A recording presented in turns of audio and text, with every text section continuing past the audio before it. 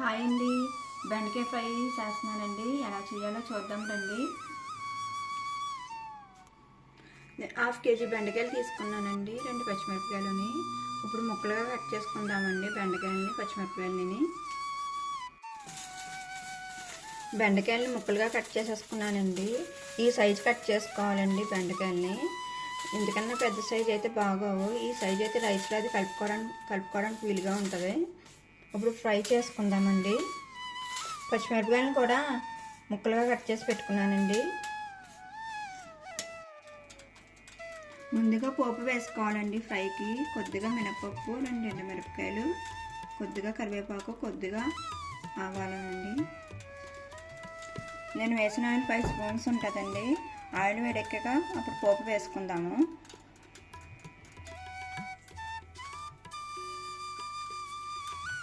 Oil వేడెక్కిందండి, పోపు వేసుకుందాం ముందుగాని.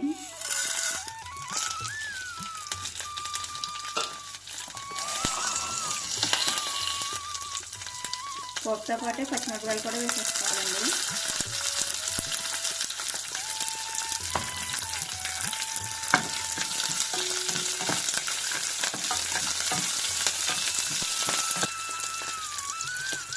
పోపు వేగిపోయిందండి. ఇప్పుడు బెండకాయ ముక్కలు వేసేసుకుందాము.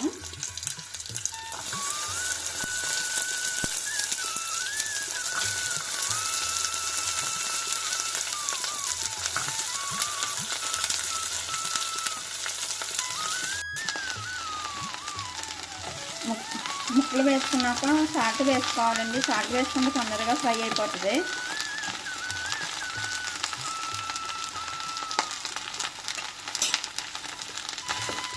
నేను 1/2 స్పూన్ సాల్ట్ వేసానండి.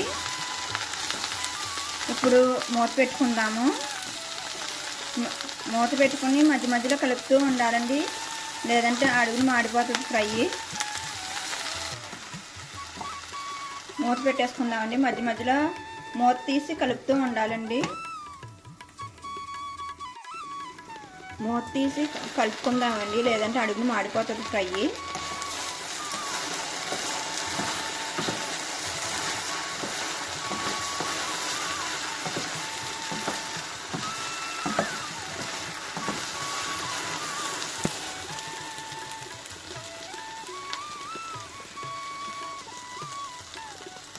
మూత పెట్టేసుకుందామండి. మళ్ళీని ఫ్రై అయిపోయిందండి.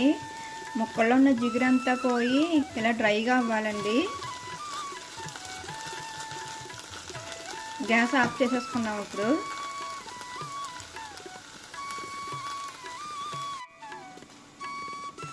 ఈ వీడియో కానీ మీకు నచ్చినట్టయితే ప్లీజ్ లైక్, షేర్, సబ్స్క్రైబ్ చేసుకోండి.